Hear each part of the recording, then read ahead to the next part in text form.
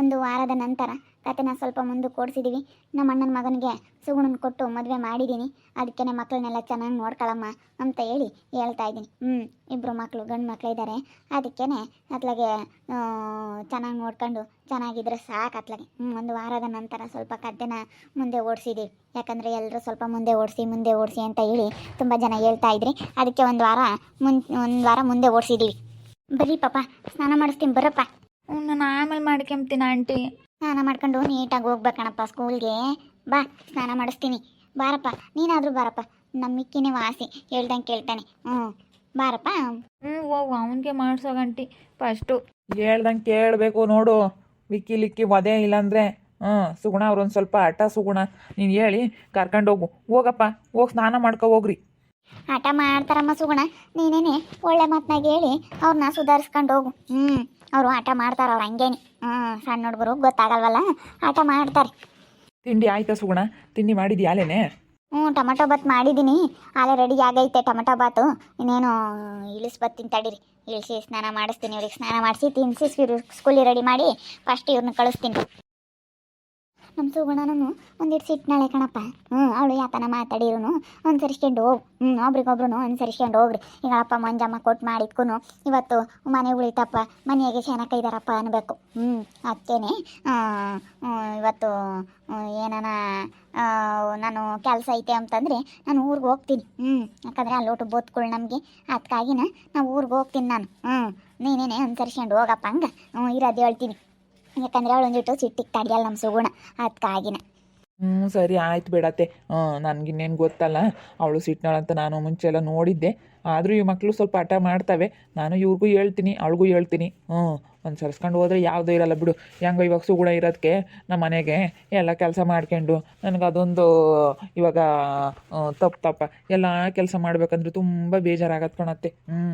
ಎಲ್ಲ ನಾನೇ ಒಬ್ಬನೇ ಪಾತ್ರೆ ತೊಳ್ಕೊಬೇಕು, ಅಡುಗೆ ಮಾಡಬೇಕು, ಎಲ್ಲ ಒಬ್ಬನೇ ಮಾಡ್ಬೇಕಂದ್ರೆ ತುಂಬ ಬೇಜಾರಾಗೋದು. ಇವಾಗ ಹೆಂಗೋ ಸುಗುಣ ಇರೋದಕ್ಕೆ ನಮ್ಮ ಮನೆಗೇನೋ ಒಂಥರ ಕಳೆ ಬಂದಂಗೆ ಆಯಿತು. ಇಲ್ಲಿಗೆ ಹೋಗ್ತೀರಾ ಪಾಪ? ತತ್ತ ಇಲ್ಲೇ ಹೋಗ್ಬತ್ತೀವಿ ತಡಿ. ಬೇಡ, ಅಲ್ಲುಚ್ಕೆ ಹೋಗ್ರಪ್ಪ, ಸ್ಕೂಲಿಗೆ ಟೈಮ್ ಆಗುತ್ತೆ. ಹೋಗ್ರಿ, ನಿಮ್ಮ ಆಂಟಿ ಸ್ನಾನ ಮಾಡಿಸ್ತಾಳೆ. ಹೋಗ್ರಿ, ಅಲ್ಲುಚ್ಕೆ ಹೋಗ್ರಿ. ಬಾರಪ್ಪ, ಅಲ್ಲುಚ್ಕೆ ಕೊಡ್ತೀನಿ ಬಾ, ನಾನೇ ಸ್ನಾನ ಮಾಡಿಸ್ತೀನಿ ಬಾರಪ್ಪ. ಅದೇ ಓಡೋಗ್ತಾರೆ ಕಣ. ಎತ್ಲಾಗ ನಾನು ಈ ಹುಡುಗರು ಇವಾಗ ನಮಗೆ ಸುಗುಣ ಬಂದಿರೋದಕ್ಕೆ ಈ ಮನೆಗೇನೋ ಒಂಥರ ಧೈರ್ಯ ಕಳ ಮಂಜಮ್ಮ. ಈ ದಿನ ಒಂಥರ ಧೈರ್ಯ ಕಳ್ಕೊಂಡಂಗಾಗಿತ್ತು. ಇವಾಗ ಏನೋ ಒಂಥರ ನಮಗೆ ಧೈರ್ಯ. ಅದಕ್ಕೆ ಕಣಣ್ಣ ಅವಳು ಒಂದಿಟ್ಟು ಸಿಟ್ನಾಳೇನಿ. ಅದಕ್ಕೆ ನೀವು ಒಬ್ರಿಗೊಬ್ರು ಅನುಸರಿಸ್ಕೊಂಡು ಚೆನ್ನಾಗಿರ್ರಿ. ಆ ಹುಡುಗರಿಗೆ ಅವಳು ಎಲ್ಲ ಸ್ನಾನ ಮಾಡಿಸ್ತಾಳೆ ಬಿಡ್ರಿ. ಎಲ್ಲ ಸ್ನಾನ ಮಾಡಿಸಿ ಸ್ಕೂಲಿಗೆ ರೆಡಿ ಮಾಡಿ ಕಳಿಸ್ತಾಳೆ. ತಿಂಡಿ ಅಡುಗೆ ಎಲ್ಲ ಮಾಡ್ತಾಳೆ. ನೆನೆಲ್ಲೂ ಹೋಗಂಗಿಲ್ವಲ್ಲ. ಚೆನ್ನಾಗಿ ನೋಡ್ಕೊಂತಾಳೆ ಕಾಣತ್ತೆ. ಇವತ್ತು ಸುಮ್ಮನೆ ಅನ್ಯಾಯ ಆಡಬಾರ್ದು. ಇವತ್ತು ಸುಗುಣ ಚೆನ್ನಾಗಿ ನೋಡ್ಕೊಂತಾಳೆ ನನ್ನ ಮಕ್ಳನ್ನ. ಅವ್ರ ಅಮ್ಮ ಇದ್ದಿದ್ರೆ ಯಾವ ರೀತಿ ನೋಡ್ಕೊಂಬಳ ಹಾಗೆ ನೋಡ್ಕೊತಾ ಇದ್ದಾಳೆ. ಎಲ್ಲನ ಅವ್ರೇನು ಕೇಳ್ತಾರೆ ತಿಂಡಿ ಮಾಡಿಕೊಡ್ತಾಳೆ. ಮಕ್ಳನ್ನ ಮಾತ್ರ ಚೆನ್ನಾಗಿ ನೋಡ್ಕೊಂತಾಳೆ. ನನಗಂತೂ ತುಂಬ ಖುಷಿ ಆಯಿತು. ಹೆಂಗೆ ಇವತ್ತು ನೀನು ಕೊಟ್ಟು ಮದುವೆ ಮಾಡಿದ್ಕೂ ಇವತ್ತು ನಮ್ಮ ಮನೆಯಾಗೆ ಏನೋ ಒಂಥರ ಸಂತೋಷವಾಗಿ ಇದೀವಿ ಕಾಣತ್ತೆ. ಇಲ್ಲಾಂದ್ರೆ ಏನೋ ಒಂಥರ ಬೇಜಾರು, ನನಗೆ ಏನು ಮಾಡೋದಕ್ಕೂ ಆಗ್ತಾ ಇರಲಿಲ್ಲ. ಯಾ ಶ್ರೀಮಂತಿಕೆ ಬೇಡ, ಏನು ಬೇಡ. ಇಬ್ರು ನೆಮ್ಮದಿ ಚೆನ್ನಾಗಿದ್ರೆ ಸಾಕು. ಅವತ್ತಿಂದ ಅವತ್ತೇ ಆಗಲೇಳು ನೆಮ್ಮದಿಗಿರಪ್ಪ.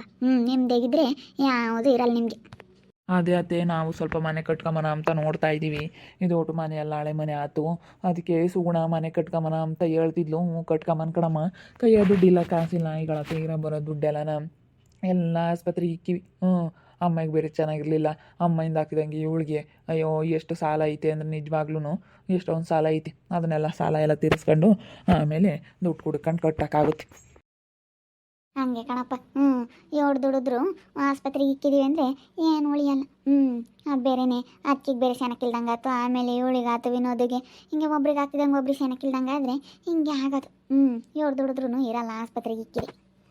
ಅದಕ್ಕೇ ನಾನು ಏನಾರ ಕೆಲ್ಸಕ್ಕೆ ಹೋಗ್ತೀನಿ ಅಂತ ಹೇಳ್ತಾ ಇದ್ದೀನಿ. ಬೇಡ ಅಂತ ಹೇಳ್ತಾ ಐತಿ ಯಪ್ಪ. ಬೇಡ ಕಣಮ್ಮ, ಮನೆಯಾಗುದೇ ಬದುಕು ಮಸ್ತಾಗಿರುತ್ತೆ.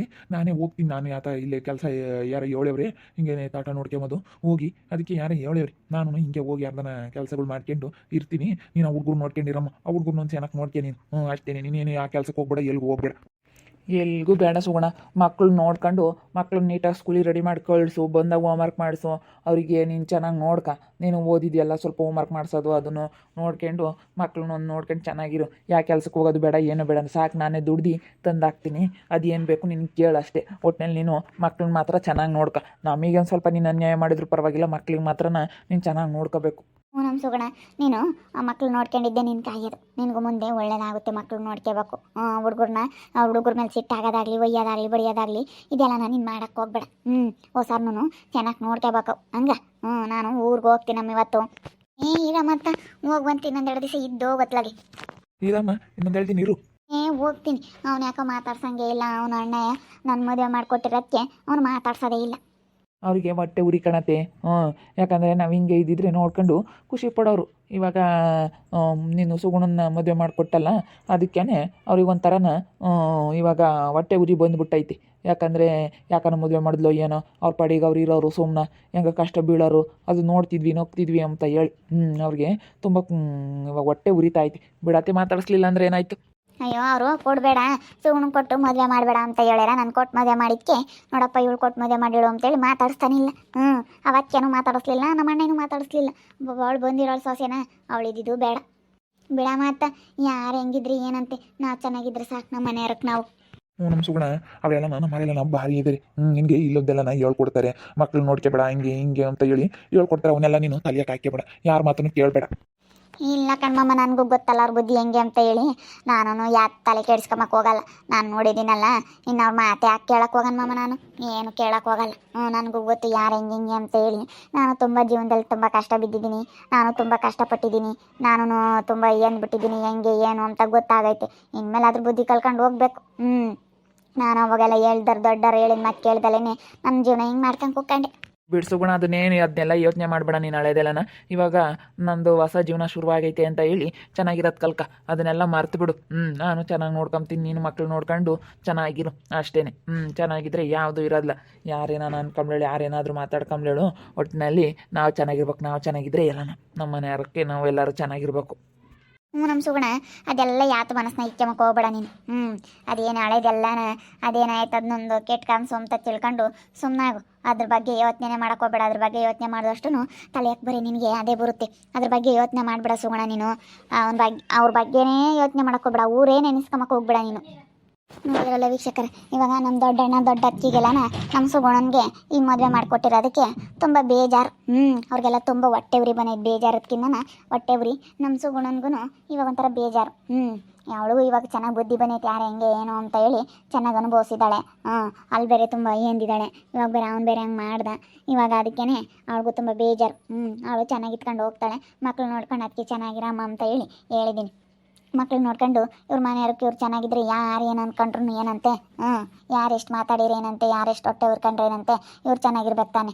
ನೋಡ್ತಾ ಇರ್ರಿ, ನೆನಾಗ್ಬೋದು ಅಂತ ಮುಂದಿನ ಭಾಗದಲ್ಲಿ ನೋಡ್ತಾ ಇರ್ರಿ. ಹಾಗೆ ವಿಡಿಯೋ ಬಗ್ಗೆ ನಿಮ್ಮ ಅಭಿಪ್ರಾಯನ ಕಮೆಂಟ್ ಮಾಡಿರಿ. ಹಾಗೆ ವಿಡಿಯೋ ಇಷ್ಟ ಆಗಿದ್ರೆ ಲೈಕ್ ಮಾಡಿ, ಶೇರ್ ಮಾಡಿ. ಇನ್ನೂ ನಮ್ಮ ಚಾನಲ್ ಯಾರೇ ಸಬ್ಸ್ಕ್ರೈಬ್ ಮಾಡ್ಕೊಂಡಿಲ್ಲ, ತಪ್ಪದೆ ಕೂಡಲೇ ಸಬ್ಸ್ಕ್ರೈಬ್ ಮಾಡ್ಕೊಳ್ಳಿ. ಓಕೆ ವೀಕ್ಷಕರೇ, ಧನ್ಯವಾದಗಳು.